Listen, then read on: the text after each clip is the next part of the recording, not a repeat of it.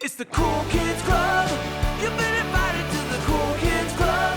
It's so exciting, yeah. Justin likes monsters, yeah. And Amy likes words in the Cool Kids Club. Cool Kids Club.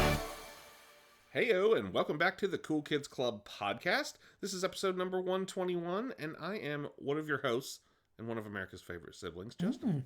Oh, well, hey, Justin. I am the other counterpart. I'm what make you a sibling. You were just you before. Yep. You weren't nobody's sibling, and then I came along. Mm-hmm. Here we are. You'd just be America's favorite Justin without me. That's true, because Justin Timberlake has had kind of a fall from grace. Yeah, it's not him anymore. It's you. It's not him. Yeah. It's you. It's God, 121, Justin. 121. We're moving right along. No, we're just the train. There is no slowing down. The momentum. No, is only propelling us forward. No, we're gonna go until we are another literally 5 years of this left in me. Oh yeah, why not? The world is burning. Let's do this podcast. Yeah, you know? I mean, yeah. What else? Whatever. What else we got? Until the grid goes down and I can't do it, why not? Yeah, that's true. We're gonna ride it till the grid goes off. I'm gonna ride this podcast straight to hell. We're gonna literally do it until we don't have any other option but to do a Titanic episode, because we've actually done really is every other topic. Goal, that's gonna be our series finale. I really thought about doing that as the 100th episode. Yeah, but one day I'm not finishing this podcast. Yeah. Without and hopefully that's a long time from now, but I'm not finishing this podcast without doing a Titanic episode. You've heard it here first, guys. I don't know where else they'd hear it. Yeah. Amy, how was your Halloween? Because we are back to being Cool Kids Club now. We are. We have transformed yet again. Yeah. Lots of shapeshifting. Like a lycanthrope, you know. Much like a. We are back in our human form. We're in a waning gibbous or whatever now. One of the gibbuses. One of the gibbuses. One of the Barry gibbuses. We're back to Cool Kids Club, and I had a great Halloween. I spent it with you, so we had a partay at your house. Little get together, little fire in the backyard, some movies up on the back of the house. Did some Ernest Scared Stupid, did some Scream. Just a little little chat. Had candy. Food, had beer and candy and some bomb-ass pizza. Good friends, some really good pizza. Really good pizza, yeah. It was a good time. Yeah, we had so much leftover pizza too. I ate it all weekend. It was awesome. You're giving whole pies away at the end of the night. Mm-hmm. Yeah, and still. But, it was a good time. There's that. I feel like I'm kind of getting over the Halloween hangover, because there's that after, right at, like, in the immediate aftermath of Halloween, where I'm like, yeah. See, I don't. Bummer. I don't feel that, because I'm leading right into another holiday that I love. Mm-hmm. I feel the hangover of everything in January. Like, in January, I feel my Halloween hangover. I feel like a mini Halloween. I feel like a mini Halloween hangover, though. I mean, right afterwards, it's like, all my spooky vibes are going away for another year. Yeah. But that's why I keep it going. That's not true, though, because they really only go away for a couple months. It's absolutely not true. Yeah. And that's how Scott gets on me, because I very much am like, I don't want to watch spooky stuff in November, December, because I've done 10 months of it. My life is spooky, you know, and There's a lot of great Christmas horror, though. Well, now, that's allowed, but the Christmas horror, I'll allow it if it's Christmas. And I think I've said this on here before, but I don't watch Christmas movies till after Thanksgiving, and I don't care what anybody else does. No judgment. Put your tree up. I don't give a shit. I just personally don't, because I'll burn myself out on it. So I like to watch cozy autumnal movies in November. They're not spooky. They're not Christmas. They're just cozy. And I was just thinking the other day, because I've been taking some walks in the neighborhood this week, and the leaves are still, they're really leafing, you know? Oh, it's peak leafing so right now. Beautiful. And I'm just like, everybody like forgets that, or maybe it's me that forgets, like, November is totally fall. Like, It's still fall. November's actually the best fall month. I agree. At least where we live, like that tends when we get to be like that. That tends to be when we get the most fall type weather. The leaves are at their peak. Yeah. It's just not Halloween. In October, I'm so like Halloween, I'm praying for it to get a little cooler. But then by the time November hits, I'm like every day is like 60 as a high. It's gorgeous out. Like gorgeous. It's gorgeous. It's gorgeous. The leaves, and we've gotten really lucky this year. I mean, leaves are obviously falling, but like there have been years where the leaves are completely off the trees by this point, and we've been lucky this year. So yeah, I'm just enjoying being Cool Kids Club again. And as is tradition for us each November, we inquire and ask our listeners, and they mail us some letters. Yeah. To our PO box. Yeah, so we're back with the 5th annual. Yep. Stickly Memorial Mailbag. May he rest in peace. Now, we always get questions. What's the deal with the Stickly dead? Well, I just assume so. I mean, he was old then, right? So he was an old soul. He was an old soul. You know, I think it's more about the mystery. It is a memorial to him, whether he's dead or alive, truly. Yeah. It is in his spirit. It's tribute. Thank you. It's a tribute to him. So, sponsored by Stickly. We have our 5th Ghost of annual... Stickly. The Ghost of Stickly. Now, I want to throw this out there, too. Little teaser. Oh. Little teaser for the people. Normally we do tea this for the episode... A tea for the pea. Guys. Normally... I know you probably can't tell, but we haven't had dinner yet. Haven't had dinner yet. It's one of those, baby. Baby. We what the hell was I saying? You were teasing the peas. Yeah. I was teasing the peas. Peasants. Yeah. Jesus Christ. Okay. A little teaser for the people. Okay. Normally we do this episode like kind of over Thanksgiving. Like it's sort of the last episode before we get into Christmas and our last episodes of the year. But we're doing it a little early this year, and here's the tease. We're doing it a little early because later in the month we are doing our first ever, which is crazy, Thanksgiving episode. Yeah. 5 years in, and we've never done a Thanksgiving episode. I know. What? Now I don't. I'm going to save the exact topic. Yeah. I think you should. We'll also. I'll leave that for a surprise for later. But yeah, we're doing a Thanksgiving episode. Freaking finally! I can't. I mean, yeah. I don't. I think we should do it in the immediate aftermath of our Thanksgiving dinner, when we should record it. Stuffed our faces and we're fat and sleepy and oh my god, hit the record button. That would be good. That's what the people want to hear. Blank. Yeah. I think that's what the people want to hear. Or we'll just while we're eating, and then you can hear just a bunch of clinking, just mouth noises. Of us eating, we're gonna lose a lot of listeners. The people don't like them mouth noises. All right. Let's get cracking. Let's crack that mailbag open. Amy, give us a question. Holy crap, guys, we got some really, really good questions. This might be our best round of questions, and that's saying something because like every year we have great questions. And it's similar. I mean, there's some names on here that have not asked us questions before, which I love. Sure. Because, maybe they're new people are listening. Maybe they're longtime listeners, first time, sending in a mailbag. But, or they're possibly, are we possibly getting new listeners at this point? I don't know. Other than like the core 50 people that listen every week. I don't know. I don't know that we it's got 50. some people. We got some people. We got a deep bench. It's okay.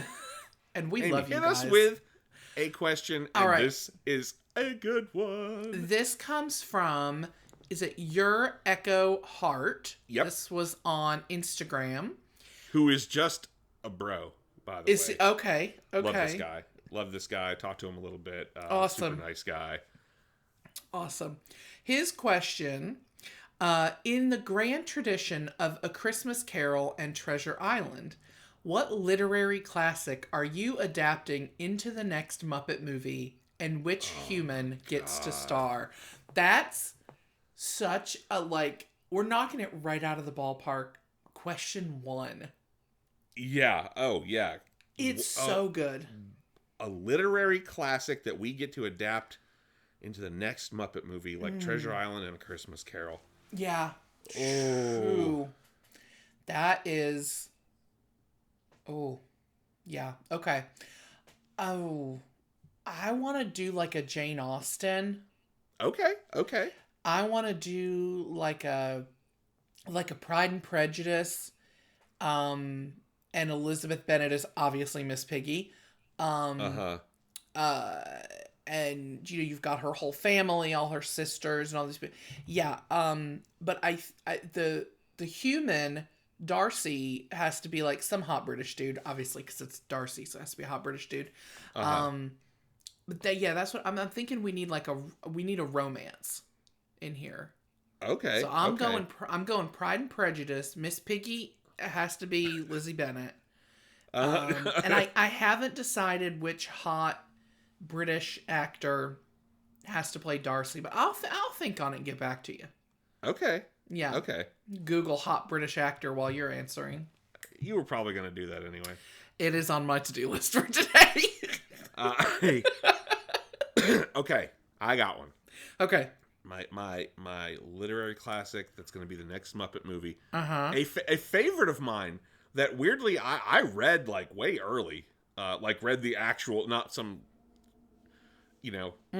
Reader's Digest version of it for kids. Like I read the actual Great Illustrated book Classic, you mean? A Great Illustrated Classic, yes. That's how I first read Little Women. And for years I was like, that's my favorite book. And then I got to be like in high school and I was like, I have not read the whole thing. I actually have not read that. I have read the Great Illustrated Classic. And guess what? It's still my favorite book. It's great. There Continue. You read this I'm gonna go pretty early. The Count of Monte Cristo. Ooh. And I think we need someone, dashing, classically handsome to be Edmond Dantes, because he's got to be the Count. Yeah. And so I'm thinking like someone like Henry Cavill or something. Very dashingly handsome. Very dashing, squared jaw. Yeah. That can totally play it straight and serious, and know that he would play so well off the Muppets, because he also is like doesn't take himself too seriously. Yeah. Oh, I like that. Yeah. I like that. Or the guy from oh gosh, Joe Manganiello. Oh, who was in the Pee-wee? The Pee-wee movie. Sequel. Yeah. I like how that's how we know. That's what we know him from. But I was thinking the Pee-weequel. The Bequel. But he doesn't take he is mostly known for more like not goofy roles. So that's what made me think of it, because I was like, oh yeah. So one of those two as the Count, and everyone else as the Muppets. Yeah, that's my choice. And if you've never read or there's of course several movie adaptations of the Count of Monte Cristo. Really, it's classic for a reason. I have not read that or seen any adaptations of that. There's a really good adaptation from the 90s, actually. Late 90s, I think, with Guy Pearce. Okay. It's really good, yeah. I have thought of my hot British actor, by the way. Okay, who we got? I want Nicholas Hoult. Okay. With Miss Piggy, that's perfect. Isn't it? Yeah. Like, he definitely is not going to take himself too seriously. Like, he's done some really fun stuff. He's got a good, what I would call a period face. Some people don't have... Like, some people you're like, they've seen an iPhone. Do you know what I mean? Like, some people in a period This person knows what email is. I can tell by their face. You're like, they have lip filler and veneers. Like, you don't have period face. You know what I mean? Nicholas Hoult can pull it off. I mean, he just did Nosferatu. Like, he's done, what is it? Yeah. The Great, or whatever, whatever that show is. Nicholas Hoult and Miss Piggy. Nicholas Hoult as Darcy, Miss Piggy as Lizzie Bennet. That's a winning combo. Disney, I'm gonna get them on the horn. Get Bob Iger. Somebody out there's got to know somebody at Disney. Get us in touch with them. I want both of those to happen. Yes, absolutely. Why don't you hit us with another question? Our next question is from Leilani Scraps on Instagram. Yay, Leilani! Our friend Leilani. Yes. And we need to get her back on the show. Friend to all, great and small. Friend to all, great and small. Leilani. Yeah. Mm-hmm. She asked us a couple questions. Her first one is another banger. And this is right up your alley. Every one of these is good. Every one of these questions. Every one of them. Uh-huh. If you could create your own theme park like Disney or Universal, what would it be? Your own theme park. Okay, like it's not like Amy themed. It's just whatever I want it to be. It could be an Amy themed theme park with. I mean, it could. Your theme it could be park. like Epic Universe with like different worlds and it's different facets of my personality. Oh yeah. Okay. What would be? And one of them is just like sitting on the couch on my phone. Like you got all these different things, and then one of them is just like. Just sitting and watching like Seinfeld reruns or Supermarket Sweep on my phone. That's when people need a break from they get overstimulated and they just all go sit on their phones. So what are the overstimulating parks then? Oh God. Well, my first thought was gotta have like a Polly Pocket area, like you know how like Super Nintendo, how like you feel really little and everything else feels really big. Do that, but with Polly Pocket. You are Polly. You're Polly, exactly. I like it. Yeah. I don't know how you do like a babysitter's club world. I'm not trying to actually babysit any children. That's where parents go drop their kids off so they can drink, and you have to actually watch. You have to actually babysit the kids. That's not one of the worlds. That's just the child care center. That's the child care center. It's called like Stony Brook Child Care Center or whatever. Yeah. Okay. Yeah. Okay. Oh, okay. Yeah. I love this idea of different mini parks of various your pillars. Our epic universes, yeah. Our epic universe. I mean, I'd probably still have a Universal Monsters one. Is the thing like that would probably still be there for they me. Have too, yeah. It'd be the same. Yeah. I'll keep that one. I'm gonna switch Nintendo for Polly Pocket. Yeah. Oh man, I don't know what other ones I would have. You'd have to have like Spice World. Oh yeah. Mm-hmm. Right, like a Spice Girls theme park. It's all very like London in the 90s, like very like Austin Powers. It's Austin Spice Powers. Girls. It's London in the 60s via the 90s. And there's like a double-decker bus that just goes around like constantly in there. Mm-hmm. And shows, of course. Of course. Impersonators. Yeah, lots of performances. Mm-hmm. Oh, I like this. This is good. Mm-hmm. And good. Spice World right there, perfect name. I mean, perfect name. Yeah. Yeah. Now, what about you? What would some of yours be? Oh gosh. Okay. If we're doing an epic universe type thing. An epic universe type thing where it's composed of a couple smaller parks. Mm-hmm. Well, I feel like there's going to have to be like a wrestling, like a classic, like an 80s 90s wrestling land, right? Which I think would just be like you would get to like be in the ring, and you would get to like you almost sign a waiver, like one of the cons they do, like where you sign a waiver and then you have to fight Randy Savage, like in the first Spider-Man movie. Yes, exactly like that. Exactly like that. You could have a Sam Raimi Spider-Man verse, a Spider-Verse. Yes. Spider-Verse. That's a $1 billion idea. I've got it. I've got it. So a wrestling world, definitely. Mm-hmm. The Universal Monsters, I would just keep that. Yeah. That's got to be no one. notes on that one. We'll just keep it. There would have to be Horrorland, the Goosebumps park. Oh shit! Now Justin, back it on up. That needs to be its own. I think you should just make Horrorland. How has nobody done that? A fully horror themed theme park that's that way all year, and it's Halloween. Yeah. That might actually be a great idea. Yeah, I think. Actually, let's cut that because we don't want anyone else cut that because I don't want anyone stealing that idea. Because that's a pretty good one. I mean, you see how many people like Halloween Horror Nights? I mean, Now, yeah, I feel like there's enough people in the world that's so into horror and that sort of thing that could maybe not you could have a a special the size thing. Of a Universal. You could have a special thing where you have normal nights where nobody scares anybody.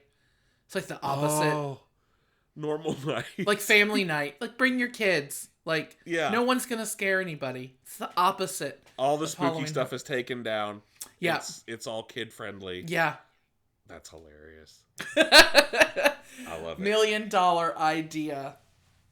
See, we got the ideas. We don't have the backers. We need the funders. It's the money that we don't. We're poor. We're poor. And also not very skilled or smart or resourceful. We don't need to. We have an ambitious. idea and other people who are better at those sorts of things. I'm an idea man. That's exactly right. You're just spitballing. You're just throwing shit out there. Seeing what sticks. That's right. Now, I would also, before we get off the theme park question, I'd also have to have a Gotham City. Yes. Oh, yeah. Batman's very big for you. Now, I remember going to, I think it's still there, the Six Flags in Atlanta, or outside of Atlanta. It is. Had a Gotham City area with a couple coasters. Yeah. It's it's not what it used to be, but it is still there. Okay. Yeah. So that would be, I love it. That's a pretty good park. That's basically the theme park version of what our rooms are becoming. Mm-hmm. Yeah. Yeah. Oh, Justin, I had McDonald's Land. I have to have McDonald's Land. Oh, yeah. Food, folks, and fun. Yeah, with little fry guys running around. Yeah. Oh, McDonald Land. Mm-hmm. Perfect. Mm-hmm.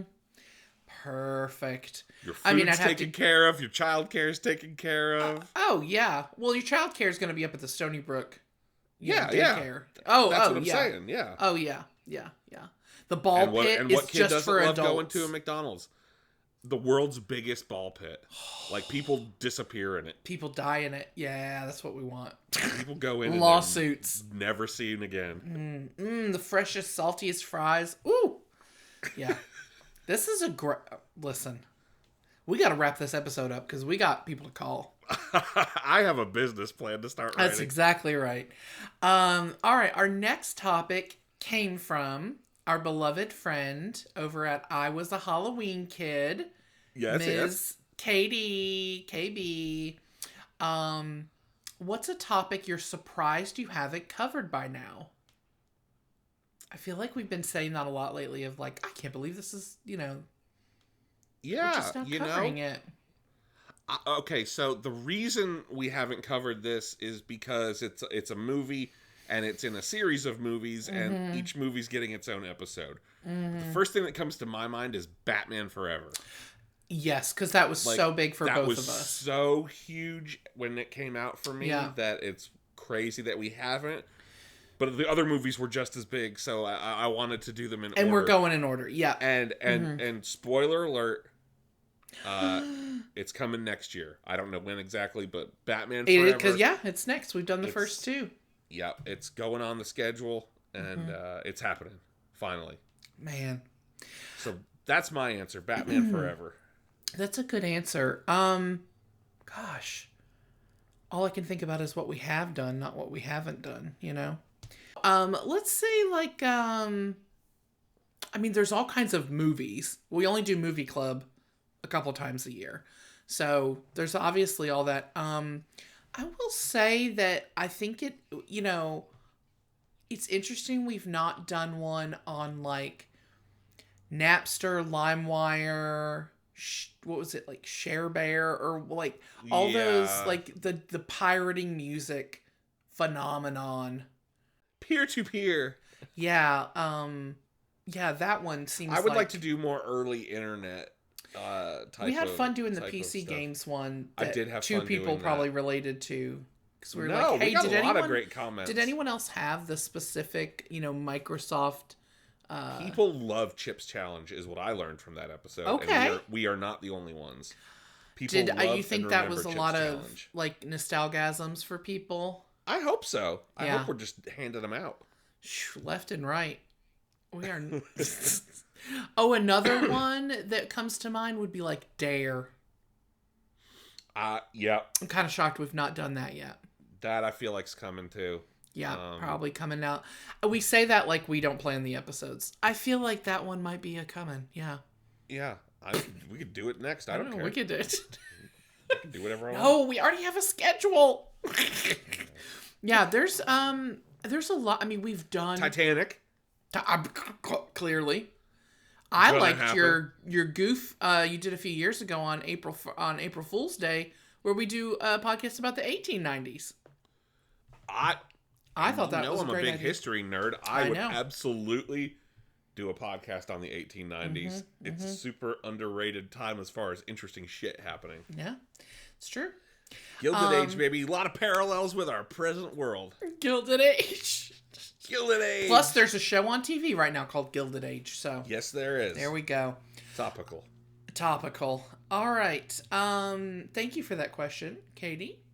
You want to hit us? I was a Halloween kid on Instagram. Go check her out. And right now, she's a Thanksgiving and a Christmas kid because she's keeping that up. Yep.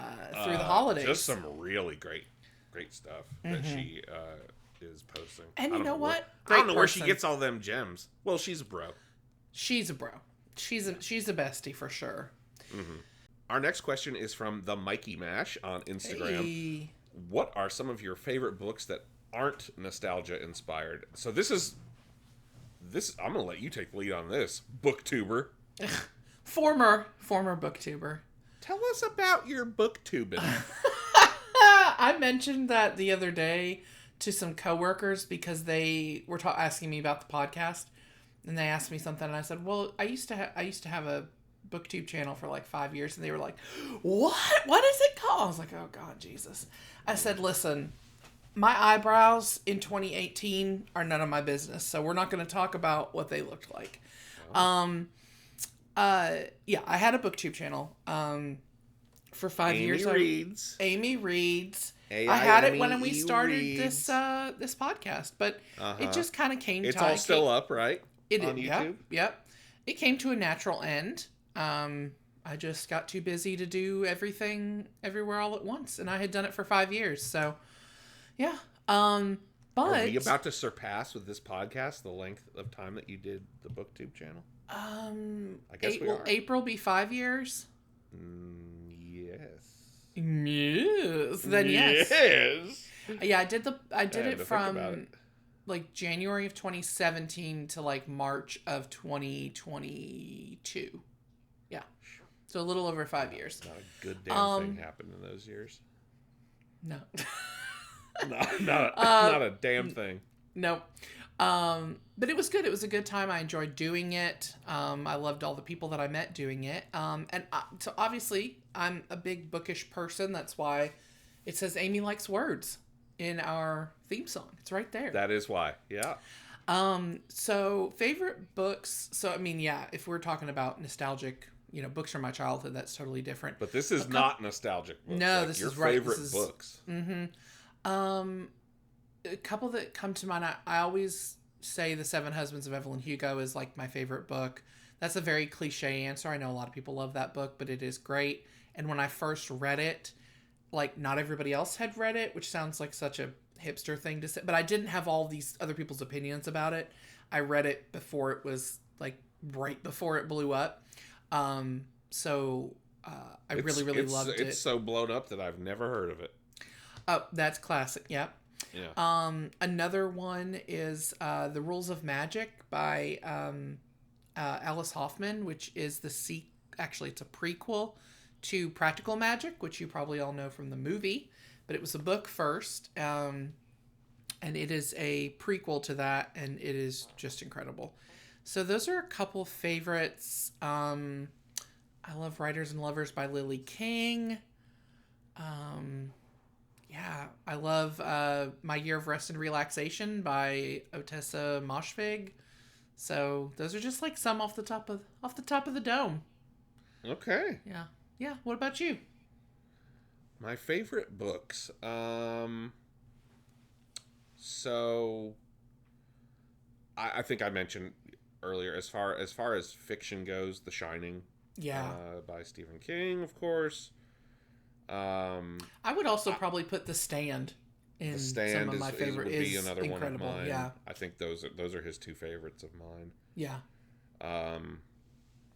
There is a book by a German author named Hans Fallada, and he It came out in 1933, the year Hitler came to power, and it's fiction, but it's set just a few years before, in like kind of the immediate aftermath of like the stock market crash in America, and the years of the Weimar Republic in Germany, which had been just like basically it's about this young couple who get married, and she gets pregnant, and they're trying to survive in this economic hellscape that is. Yeah. And it's especially with how things are today. I read it probably 10 or 15 years ago. What is it called? I'm sorry, I didn't even say the name of it. Yeah, jeez, bury the lead. It's called Little Man What Now? I've never heard you talk about that.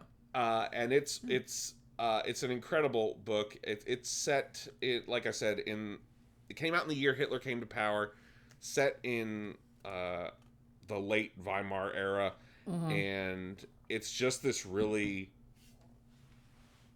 I just related to it a lot, and you see how these people are drawn into radicalism because of the circumstance of economic circumstances, for sure, and social circumstances, and how people who,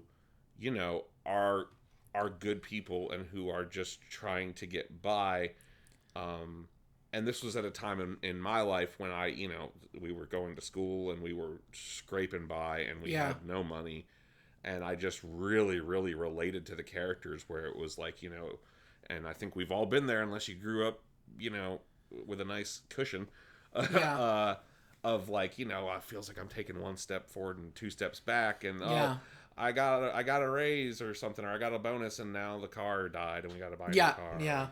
It's just stuff like that, and how that can lead, and how a political movement can come in and get its claws in. I was gonna say, exploit those people and use that anxiety and fear and anger over their life situation to radicalize them.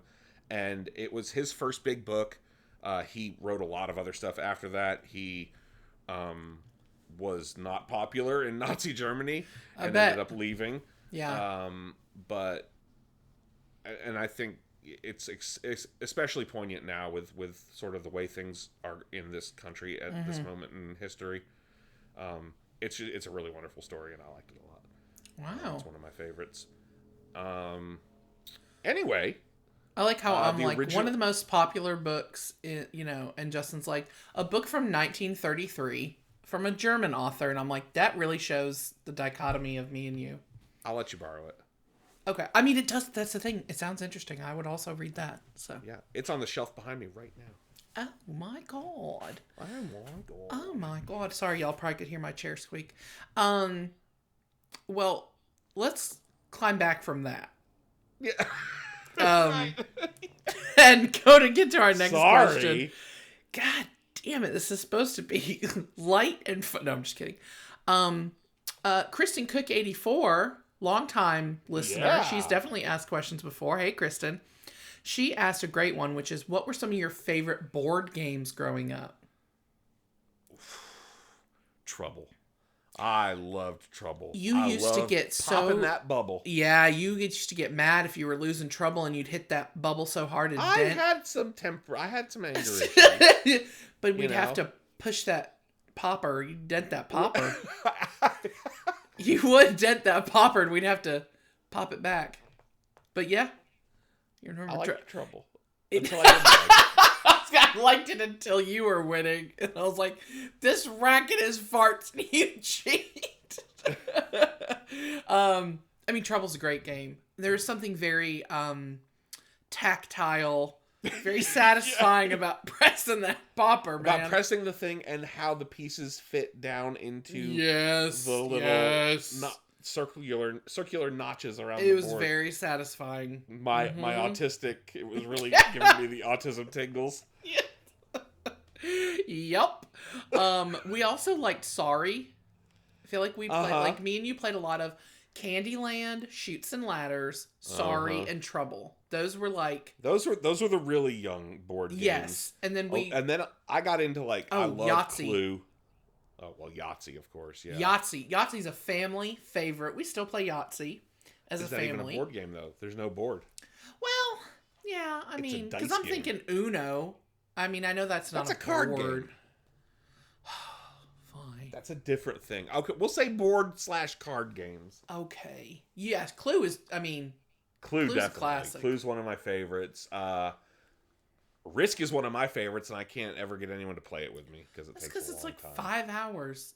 Oh. You think playing Monopoly's that would be a brisk Risk game. I have played Risk. A Risk game. I have played Risk for 10+ hours. Oh, I'm sure. You know what? Keep fighting. You know what? We didn't have it, but our neighbor had it, and I remember loving it when I was really little, and that was Hi-Ho Cherry-O.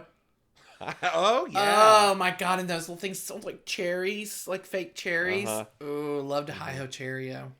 Yeah. Now I still love Monopoly. My wife and I actually play a lot of Monopoly. I love Monopoly, and my husband does not have the attention span for a game longer than 15 minutes. So Monopoly, he tends to get antsy, and I can't get him to play Monopoly with me. So that's a shame.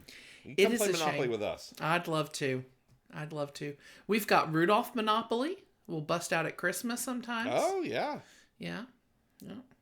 Not above it. Not above it. We have Bob's Burgers Monopoly, and the whole thing's Ocean Avenue, and we haven't even played it. That's because he won't play. I know. We're calling him out. He doesn't listen to this. But... Need an attention span for that, too. No, he doesn't. Yeah, no. If it takes longer than 30 seconds, it's gone. Let's see. Moving on to our next question. Oh, this is from Mark Baker, my buddy Mark. Whose collection is the envy of my life, and another super nice guy, a bro, friend to all great and small. With coming in with a hot one. This is a good one. If you could have been a contestant on any of the classic early 90s Nickelodeon game shows, which would you choose? Now, we've done an episode on the game shows. I feel like that's where we tried to get Mark Summers to come on the pod. He didn't. Yeah, I didn't really try, but we shouted him out. Yeah. He should have known. He should have heard us in the ether. Yeah. Damn it, Mark. Save us with It's got to be Double Dare, right? I mean... It's Double Dare. I don't even have... I mean, it would either be Double Dare or Legends of the Hidden Temple. I'm not a jock, so it wouldn't be Guts. I was about to say... I'm not my little fat asthmatic ass... The end of Double Dare, that would have given me an asthma attack. I would have broken my collarbone trying to get that aggro crag. Oh... No. It wouldn't have happened. No. I would have rolled my ankle. Now, Nick Arcade is a genuine, like a really, really cool game show, but I wasn't into video games at the enough time, to where like that would be my choice. Yeah. But Nick Arcade's awesome. Yeah. Legends of the Hidden Temple, of course, that would be up there for me. That would be really cool. I'm just trying to think of I mean, literally as a kid, I can remember being like, oh, I want my family to go on Double Dare. You know, when they'd have like family Double Dare or whatever. Oh. Yeah. Double Dare is Double Dare. That's the ultimate one. That one is the ultimate. Mm-hmm. I want to pick that big nose. Ooh, I want to reach up there and get that. Get flag up in there and boogers. get it. Yeah. Ugh. But Legends of the Hidden Temple Guts is too athletic for my fat asthmatic ass. What about Wild and Crazy Kids? No, too messy, too wild, too crazy. But Double Dare's not. But Mark Summers. It's Double Dare. Most of it is just like There's trivia. no big booger nose on Wild and Crazy Kids that you gotta pick. Yeah, but that's just the end. Wild and Crazy Kids. I think you just don't want to be outside, so that's why you don't want to do Wild and Crazy. It's hot out there. That's where the sun lives. It is hot outside, and you know they filmed it in Florida. Oh, in the summer, yeah. Yeah. At least there was a little bit of an ozone layer back then. Not anymore. No. It was hot. I mean, I was just literally last night talking about Wild and Crazy Kids with Omar Gooding, brother to Cuba. last night with Scott, and he was like, "That's his brother." I said, "You didn't know that?" Yeah. Get with the program. I loved Wild and Crazy Kids. Oh, I loved watching it from my air-conditioned home. Loved watching it. It was like field day, the show. Yes. When you'd have field day at school. And you know what? Field day, that's fine. It's just a day. I don't. Well, how often do you think you're gonna be out there doing Wild and Crazy Kids? 5 days a week? I just don't wanna. Okay. It's too wild, too crazy. I just ask for consistency with your logic. No. Well, you're not gonna get it. I know. Sometimes it's just on vibes, and you just have to accept that. Oh yeah. Okay. Yeah. Next question from Anita at The Last VCR, another longtime listener. She's a great one. A great follow of The Last VCR on everything. Facebook Blue and Sky, Instagram and Blue Sky and YouTube. Shout out. She's great. She is great. And she's got a great question. What are your memories of The Simpsons? Did you watch it growing up? Now, there's one that's kind of crazy we haven't done. It's just so expansive. Like, oh, yeah. But, we did SNL in the 90s. I mean, that show's been on for 50 years. We could just do Simpsons. Definitely do a Simpsons, like a golden era Simpsons, because while it wasn't, it was, I was more aware of The Simpsons as a cultural phenomenon than I actually probably watched The Simpsons, but I watched my fair share. Really? Because I feel like we watched a lot of The Simpsons. We definitely did. We definitely did. And I feel like I wasn't as aware because I was a kid and I was just watching it that I didn't realize. Inescapable, The Simpsons in the 90s. Bart Simpson particularly. Bart, especially Bart, yeah. Yeah. I mean, why? That's a good answer to Katie's question. It is a good question. Why haven't we done a Simpsons episode? I don't know. Put it on the schedule. Did we watch it growing up? Yes. Yes. Did you watch? Oh, the Christmas special. I remember that. I remember the Christmas special. I remember the Who Shot Mr. Burns cliffhanger. I do remember that. Definitely remember watching that. Yep. I remember the Treehouse of Horrors. Yep. Which we talked a little bit about recently in Scared one of the Halloween me episodes. so bad. What is it? Sideshow Bob scared me so bad as a kid. We did watch a lot of Simpsons. I'm underselling it. I was gonna say I remember watching. Now a lot that we're of talking Simpsons, about it, I'm remembering a lot of stuff. Yeah. And we watched it with Mom and Dad.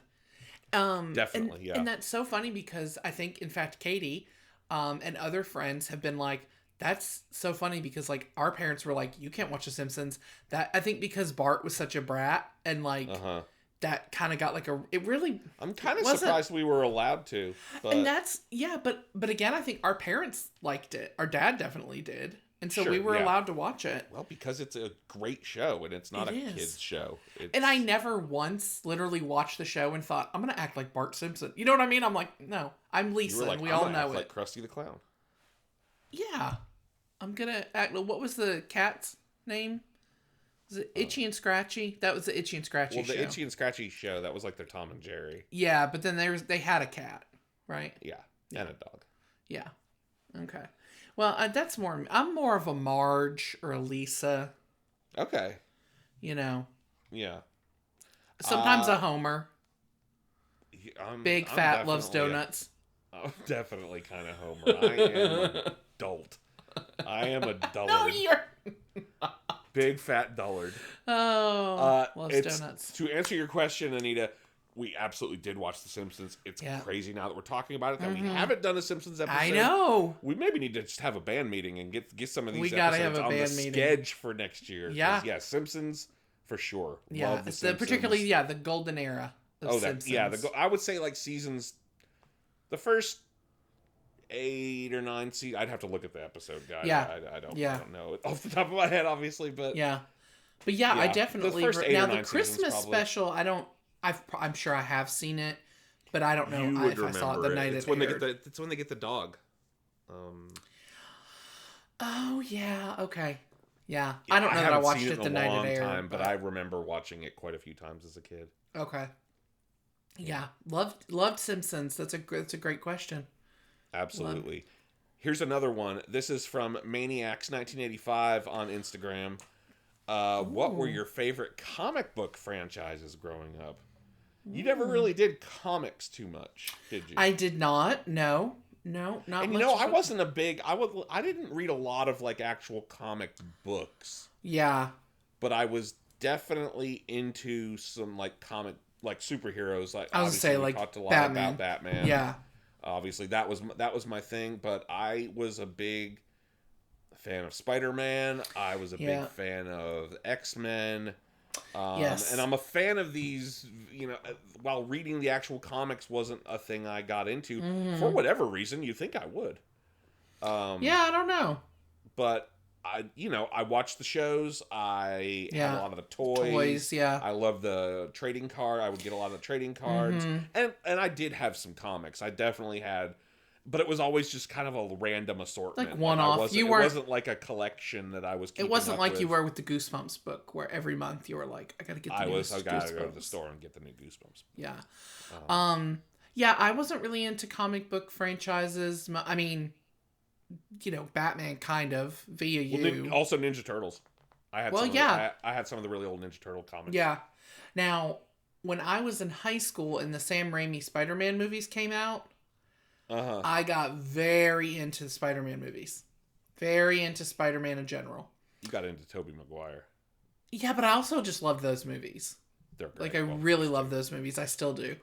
And so I was kind of like, that's my superhero that I like. I'm a Spider-Man. And I still love the Spider-Man movies. I like the Andrew Garfield. I love the Tom Holland. Like, I just like that story. But I did also love watching X-Men. And I loved those movies too, even the bad ones.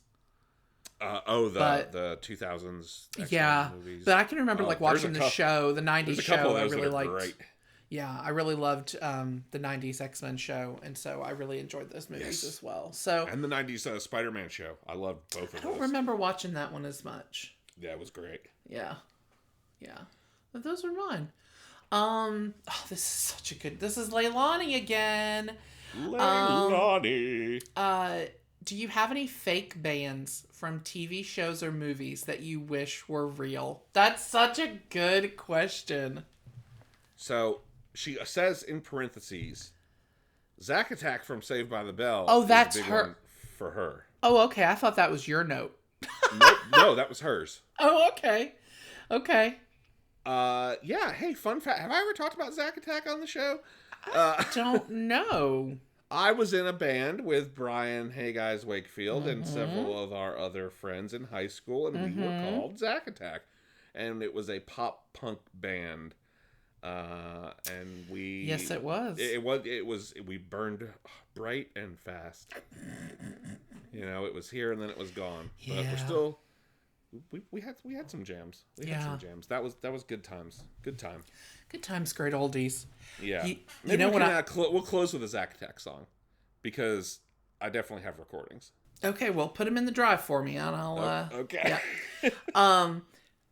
I'm gonna go with The Wonders from That Thing You Do.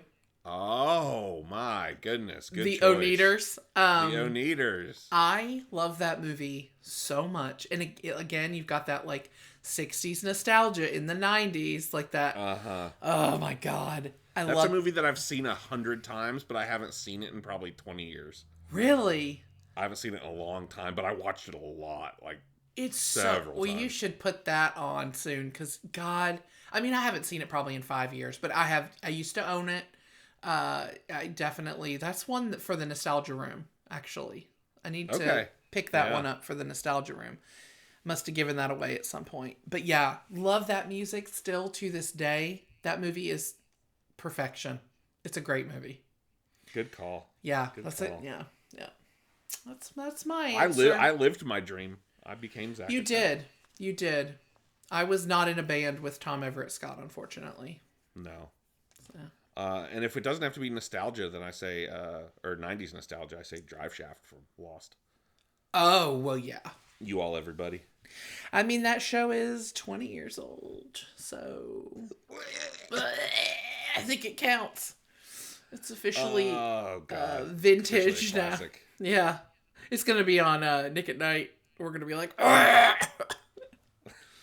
So you mentioned a minute ago your nostalgia room that you're putting together. And we've talked about my nostalgia room. Yeah. The clubhouse, the Cool Kid Clubhouse. Yeah, yours has its own Instagram. You're working on one of your own. It's become sentient. It started its own Instagram. It's spreading. And that leads us to our next question from longtime friend and listener Mildish Hambino on Instagram. Hey-o. He's a ride or die one. That's a good guy. That's a good. We got good listeners. I stand by them. I stand by every one of them. Every one of y'all. You both collect things. That is definitely true. It is. What would you each consider the prized piece or pieces of your collections? Oh, wow. So I have several different things I have collected over the years. Okay. Yeah, it might be easier if you go first. Well, so the thing I have my things like my Goosebumps collection that most of those are from when I was a kid. But I have probably the thing I have collected for the longest, like actively collected for the longest time, are movies, horror and cult movies specifically. Right. And my prized possession, I don't know. I think I've got a couple autographed items. Yeah. That I think are really cool. This is kind of a this is an obscure one that a lot of people probably wouldn't know, but I'll give you a little context. Have you seen the movie? It came out, I don't know, 2012 or 2013 maybe. WNUF Halloween Special. I'm familiar. Yes, we've watched it. Okay. So it's based the premise is this is a Halloween special on a local news channel from the 80s where things go wrong and it gets scary. Yeah. And it's filmed like that with like fake local commercials. Yeah. And all of that. And now it's really kind of gained a cult following in the years since its release. Yeah. But it was obviously a small shoestring budget thing that when it initially came out. Yeah.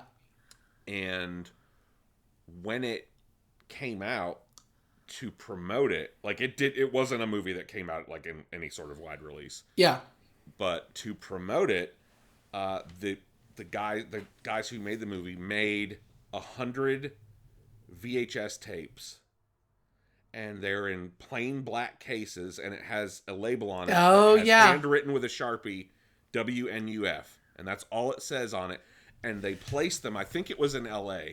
They like just put them all over the city, just like. And had Didn't someone send that to you?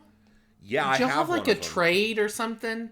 Yeah, I have one of the original 100, and I contacted the guy who made the movie on Twitter years ago. Wow. I sent him pictures, and I was like, "Is this one of the?" And he confirmed, "Yep, you've got one of the originals." So there's only like 100 of those in existence, and I've got one. Wow. That's crazy. That's really cool. That's pretty cool. I've got some autograph stuff. I've like Tom Savini. I have an autographed copy of Romero's Dawn of the Dead that's autographed by Tom Savini. You have the unaired pilot of or not unaired, but the Twin Peaks pilot on. Yes. I have a Filipino bootleg. Yeah. Of the Twin Peaks it's probably International worth something. pilot. That's probably it's worth not something. At all. No, it's probably junk. My complete Lost box set is one that I'm proud of. It's one of the for like my favorite show. It's one of the coolest things I own. Yeah, it is.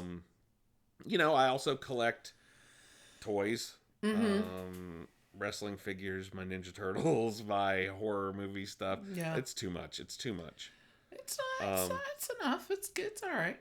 It's as far as my wrestling figures go, my most prized wrestling figure is probably my Comic-Con exclusive Slim Jim edition Macho Man Randy Savage. Oh, that is a cool one. That comes in the big giant Slim Jim box. Yeah. And he's holding Slim Jims, and I'm an out of box guy. I don't like to keep toys in their boxes. I think they should be displayed, but that's one that I just never had the heart to. I think they should live free.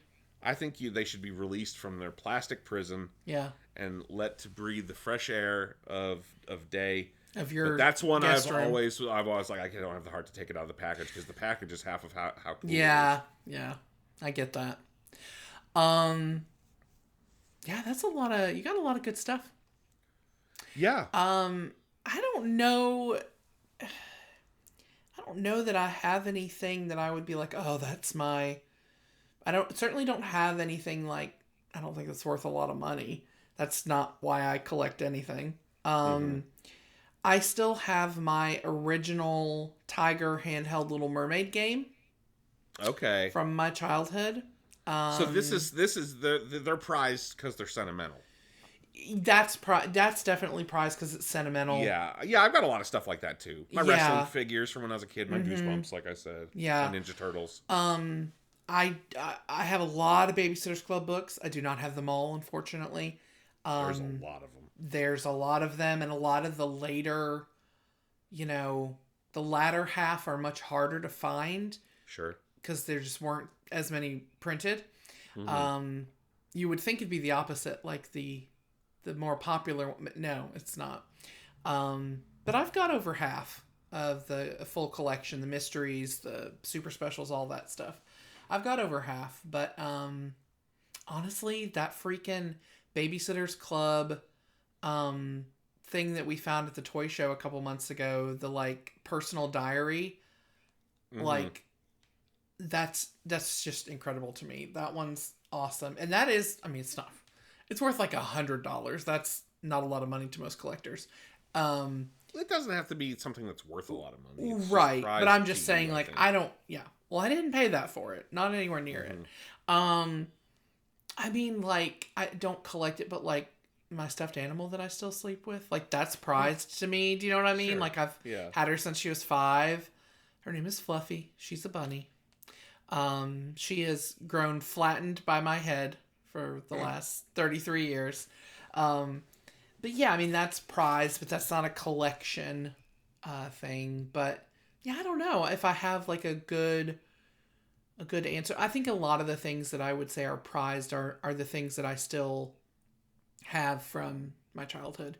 When we did go through like all my DVDs and TV shows and put them out in my nostalgia room, I was pretty nostalgic and happy that I still have like all the original Gilmore Girls in their box sets, because that's my favorite show, and all the like individual seasons, and the season 1 has been watched so many times that the glues come undone.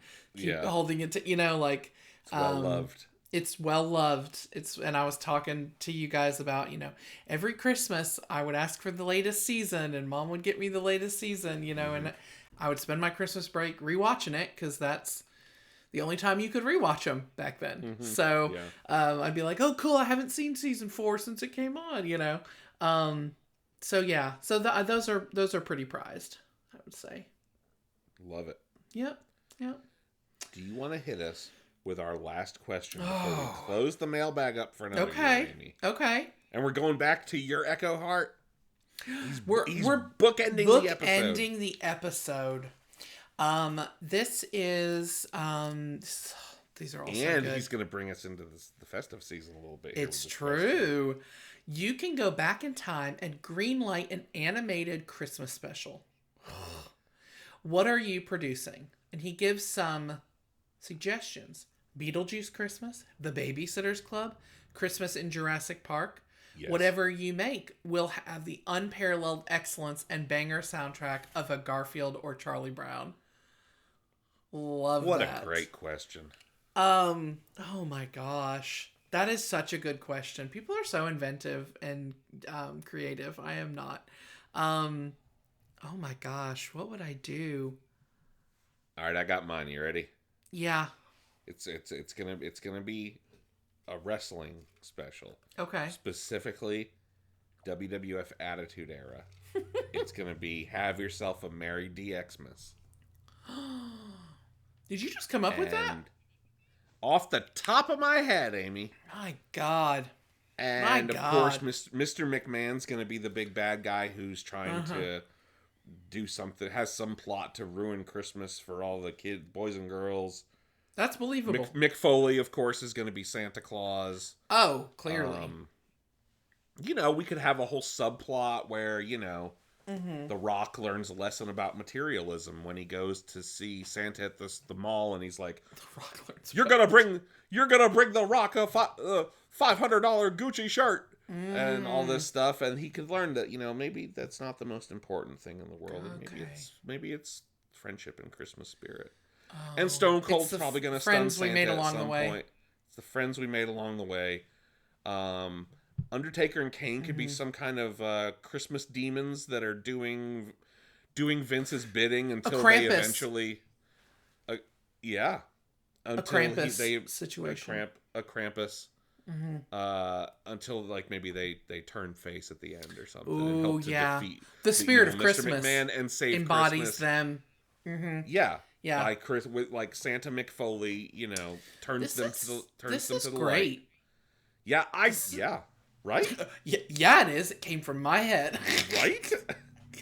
Plus there'd be songs, of course, Well, yeah. Would they be performing the songs, or would it? I would think it would be musical, right? I mean, kind of like a Garfield. Like, we're gonna break into song. Mm-hmm. That's fine. I'm fine with that for a Christmas special. Yeah. Yeah. Damn, that's good. That's hard to top. You should have gone last. Yeah. I don't have one locked and loaded. No? Well, I didn't have it locked and loaded. Well, you know what I do think, and now we had a Christmas movie, but we did not have an animated Christmas special. But what if we had like an Ernest animated, like a Hey Vernon's special. Ernest Christmas? Hey Vernon's Christmas. Was there a Hey Vernon's Christmas? It wouldn't have been animated. No, of the TV show? Yeah. No, there wasn't a Christmas episode. Not that I can recall. Yeah. Could have had an animated. We never had any animated Ernest. That true? I don't think so. Of all they animated everything. I know they animated Beetlejuice. Yeah. Yeah, they animated RoboCop. That is not a child's movie. TV. No, it's very violent. Yeah. But what if we had an animated Ernest Christmas special? A Hey Vernon's Christmas. Hey Vernon's Christmas. I know we had an Ernest Christmas movie, but that's not the same. That's what I'm going with. That's going to be my answer. I love that. And I'll never... There can never be enough Ernest content. I agree. Wholeheartedly. Well, this has been one of my favorite mailbag episodes we've ever done. These are great questions, guys. Agree. Every year, you guys keep topping yourselves with these questions. Do you want to give us some plugs for? Yeah, let's plug it up. Plug it up. Plug it in. Plug it up. You can, get all the episodes on your Spotify. We get lazier every time. You know what? Where did you find this one? Go there. They know how to do it. I know they know how to. They know how to do it. They got here. God bless them. Yeah, they're listening to this. They know where to go. Yeah. Go where you went. Yeah. On Instagram, on Blue Sky, on Threads, we are at Cool Kids Club Pod. Yep. Is that correct? Yeah. I had to think about it for a sec. Same thing for 5 years. Yeah. We are also on Facebook. Just search for Cool Kids Club Podcast. Yep. We are active on all of those these days. If you want to follow my nerdy Nostalgia Room account that we mentioned earlier, that is at Cool Kid Clubhouse on Instagram. Maybe I can talk Amy into doing one of her own one day once she gets her room set up. Yeah, maybe. Maybe. Also, we can't forget to thank Brian Hayes Wakefield. BrianWakefieldMusic.com. For all of your music needs. Every one of them. Need a theme song for your Christmas podcast? He's got it. He got you. As long as you call it Yule Kids Club, then he's got it. He's got it. He's a good one. He's a keeper. Got to see him on Halloween. Shout out Brian. And we should probably play some Zack Attack. We'll play. Oh yeah. Just a little. Let's talk about Brian's the ultimate musical stylings. There you go. And then, anything else? Did I get everything? I think you got it all. You got a real snuggly little kitty cat there with you. I have a cat that has climbed into my arms and it's become very distracting. Yes, so we got to wrap this up and pet that cat. Yeah. Guys, thanks for listening, and until next time, Stay cool.